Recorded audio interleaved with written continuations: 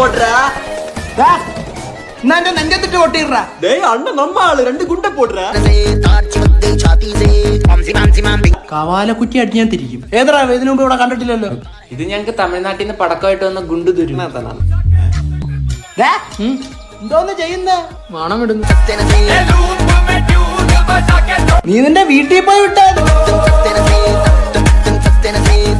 ഇവിടുന്ന് വാണം വേറെ വല്ലവരുടെ വീട്ടിൽ പോയി കയറി. ചേടാ ഒരു വാണം വിടാനുള്ള സ്വാതന്ത്ര്യം പോലും ഇല്ല ഇവിടെ. എടാ നിനക്കൊക്കെ സൗണ്ട് ഇല്ലാത്ത പടക്കം പൊട്ടിച്ചൂടെ? സൗണ്ട് ഇല്ലാത്ത പടക്കോ?